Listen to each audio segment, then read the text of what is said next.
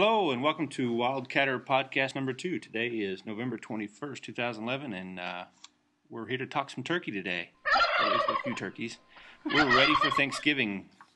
Well, today we would like to talk about a few things, and first up on the agenda is Wayfind, the teacher assessment. Ray, what can you tell us about Wayfind? Wayfind is the learning.com assessment teachers just took, and waiting back just on a couple more teachers to take that assessment, and I'm going to send it off to learning.com, and they'll give us back our results. Those results will be used just to basically help us direct our professional development to teachers' needs, and then I'll email those results back to teachers individually, and that's basically what we're using that assessment for. It's just a one-time thing that we'll do. We still have upcoming, though, the star chart assessment to do. Well, actually, that one's not an assessment. That one's a survey. So we'll do that one as well. Right after probably after Thanksgiving. Thanksgiving, yeah. right. So Wayfind's kind of like a benchmark, and the STAR is it's documentation for our E-rate program. Correct. Yes. And that's a biggie. E-rate, that's how we get our funding. So the next one coming up after Thanksgiving break, I'd appreciate it if we get those completed on a timely manner. Okay. And if they have any questions, they can contact you or Rebecca on how to answer. Not how to answer, I guess, but what the questions mean. That's right. Awesome. All right. Well, we're excited. Coming up here, February is TCA. What is TCA? It is the Texas Computer Educators Association. We can't speak English, so that's okay. It's a great program where we get to see all the new interactive devices and technology available skills. for education. Mm-hmm. But not only that, you get to see what other districts are doing. And I think, to me, that is probably one of the most important parts, one of the neatest parts of it. There's some good training out there. Yeah. I do take a whole day. It takes a whole day to walk that exhibition hall. My goodness, there's a lot of stuff. Don't forget your tennis shoes. Definitely. But one of the neat things is to see what other districts are doing and how they're doing it.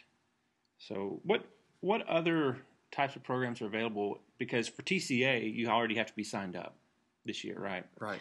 Oh, and FYI, we're presenting at TCA Yay! with TATN. So that's going to be That's exciting. That's a lot of acronyms. TCA with TATN. We're They going to combine present them with both. TATN at TCA. Yeah. There we go. Well, I know you'll do well, so good luck. Thanks. But we just recently had a TCA event here, a Region 2 TCA event. Yep. And once again, a chance for teachers to be able to get away for a day at least. They don't have to take the whole week or half a week like TCA is and go to Austin. But here they were able to see what local people are doing and local vendors. Do we have anything else available to teachers to see, hey, what's going on? As far as little mini conferences and things like that? Yeah. I don't so. There's something going on over at Galveston. I got to look at that, though. That's a little far away. Oh, no. That's through TCA. That's the Tots and Technology Conference, and apparently it just started last year, and it took off. And we're trying to present there, but you're just trying to get out of here, aren't you? I know that Toloso every year, Toloso Midway had a technology conference of their own. And I think that's probably one of the things we need to look at putting together is that would be fun. What we have locally and how it's being used locally and what can happen. Let the teachers and the students showcase here in the district to the community. That'd be awesome. That would be. Mm-hmm. Good. Well, teachers, if you have any feedback on what needs to be presented there, who might present, or when is the best time, we'd be welcome to hear those suggestions. Contact Brian. Yeah, it is arsendejo@calallen.org. Really, we do want to hear from you, though. Let us know. Next up, Tech Training Lab, which has a little bit to do with TCA and learning things and Tech Lab. What do we got? Not all at once now. When is it going to be ready? I believe it's going to be ready December 6th. December 6th. You said?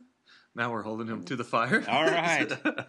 So what that is here at STAR, we do have our own training lab, so we don't have to worry about scheduling those at the schools. You said you were going to offer after-school training. Is that right? Yes, we're going to start with after-school trainings. They're not mandatory, but if they want to come and get a little bit, some extra training, they're more than welcome to do so. There's only 24 seats. 24 seats. So when we send out the list, the first 24 who sign up. I'm bad. I allow more than that, but he's going to stop. I got a slap on the hand. So, So do we have a list available of the courses that we're going to make available? I mean, I imagine we're going to have beginner level, we're going to have intermediate, and Yes, advanced. like we started talking about, for example, interactive whiteboards like Mimeo, and doing training that's for beginners or teachers that feel they're at a beginner level, and then an intermediate and advanced. And most of this curriculum you're going to pull from this Wayfind is what we're talking that's about. correct. Yes. That's correct. Mm-hmm. Okay. Some of the trainings will also deal with some of the basic Word and Office type tools. As we move from 2003 to 2010, Right. things are the same, but just in different places. Yes. And I know that the assessment had a couple of skills of that dealing with items like that. So we'll take a look at those results and gear our trainings towards them. Cool. Okay. Silk. Silky. Silk. Money's still sitting there. You like saying that, don't you? I do. It just sounds silky. There's not just paid programs in there. There's also collaborations where teachers can go and collaborate with other teachers, and those are completely free. Do you have an example of one? Yes, I do. There's a teacher here that's looking to collaborate with someone on Christmas. Where is it? Where'd it go? You had one highlighted there. I know, no, but that's the title. I'm so bad. Anyways, they want to just find out about how people celebrate Christmas. Not everybody celebrates it the same way, so they're looking for another school or classroom to collaborate with. I like presents. Those are completely free. Ray likes presents. You can send them to. Christmas is not all about the gifts, Ray. All right, so if a teacher wanted to find, for example, collaboration with a district in New York or just with another, say, third grade class, they would go into Silk. They would look if they're looking for something particular, or they want, all they have to do is go into Silk, go under collaborations, and post the request. This is what I want. This is what I'm looking for. Is there anybody out there? Can they do a search for existing collaborations available? All right. Now, I find a class that I want to collaborate with, and it's free. Great. Sign up between that teacher, do whatever. Mm-hmm. But what if I find something that I need to pay for? What do I do? Then you That's a good forward question. that is a good question. Sorry. You're going to forward that program flyer to your principal. The principal has to approve it, and then the principal will forward that to either Dr. Danaher or myself, and we'll go ahead and put in the PIN number so we can get that started for them. Good. So there are funds available Yes. for teachers to use. They didn't come out of their campus budget, didn't come out of their department budgets. No. It's all... Money's just sitting there. Okay. And I believe now it's open for high school. Correct. Mm-hmm. Okay. For those of you who can't read minds, Ray did say correct. He's just sitting there nodding. I'm nodding my head. Okay. Okay, next podcast won't be a podcast. It'll be a vodcast so they can actually see Ray. All right. So Silk really is, it's anywhere from video conference to professional development to collaborations. There's a lot there, is what you're saying. Oh, yeah. There's a lot. I mean, they can sign up to speak with authors and book readings and, oh, look at this one, The Very Hungry Caterpillar. So I know video conference, they work well, a lot easier, I guess, with K through 5 because of their scheduling, but we do have capabilities of video conference at middle school, at high school. Yes. If they find somebody they want to interact with, an expert, they can find them. And if y'all need a little bit more help or just, guidance, contact Ray or myself, and we'll go and sit with you and show you everything one-on-one what Silk has to offer. Because there is a lot. The equipment, it's not too intimidating either. I mean, it's just a couple of, just the Ethernet, you connect it into your wall, you wheel it over to your classroom, and it's you're actually good to go. the librarian, right? And that the librarian takes up it for them. and you just dial in and you're ready to go. Plug and play. Mm-hmm. All right. Well, our last thing for today, it's going to be a short podcast, is BYOT. And before you get too excited, it stands for Bring Your Own Technology. One of the things that we've been working on... That's not what I was thinking when you said that. I know. That's why I clarified. We already know that students bring their cell phones, their iPhones, their Androids, their iPods to school. And we really would try to, well, we've been wanting to find a way to utilize that better. And Dr. A even wants to jump in feet first. Let's go for it. There are several school districts that we have researched and looked at, and they've been doing it for a couple of years and been very successful in allowing students to bring their own devices.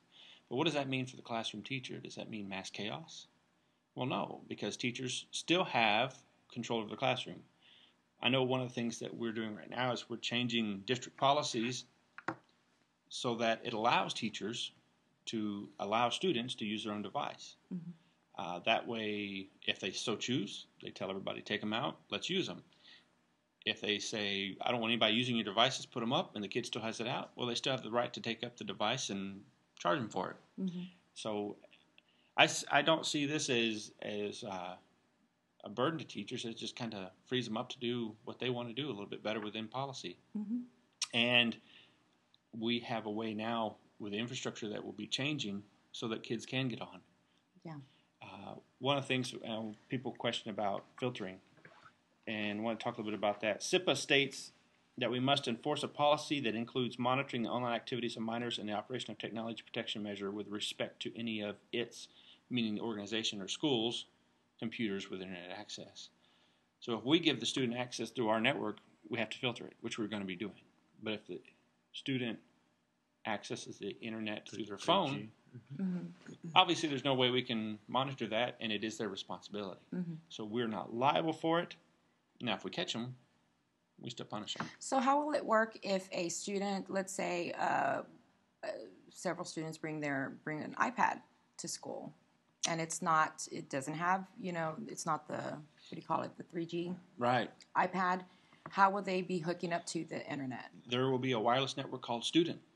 Okay. And they'll connect to that, and it will be filtered. So then they can upload apps or download apps and, search and do research.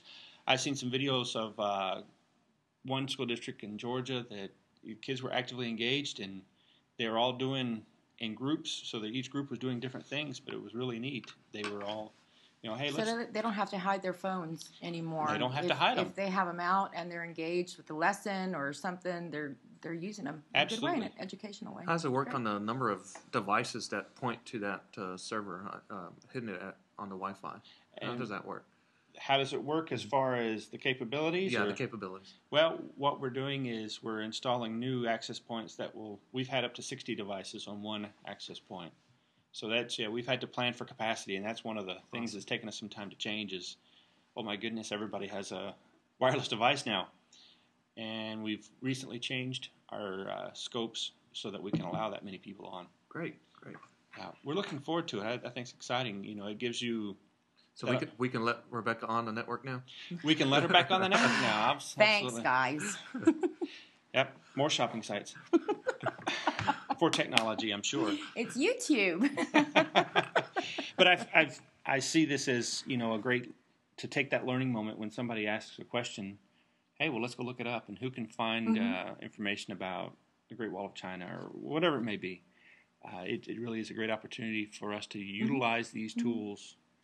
And the kids are already engaged in their devices, so let's engage them in what they need to be learning. Yeah. With tools that they know and love. They do. They know, they love, they feel comfortable with. Yeah. I know some of my kids, they'd much rather type a paper than write it. Because it's just, or maybe even make a movie. And I hope that's what we get to, is allow these kids to make movies and short clips or things. Speaking of movies, I just saw forgot where I saw it, but instead of writing a research paper, some school district teacher there is having her students create a movie. So they're still researching, and they have to get pictures and all that stuff and cite. And they'll go back and edit and rewrite. And some students is just like just a movie, and some are half and half, like, text and a digital movie. So that was pretty cool. I like that. Well, I look forward to seeing what they make. Well, that's all the time we have for today. We wish you a safe happy Thanksgiving. And happy Thanksgiving. Well, we'll include safe in there too, I guess. I thought we were going to say it all together. But 1, 2, 3. Happy Thanksgiving. I sound better by myself. Happy Thanksgiving, guys. Bye.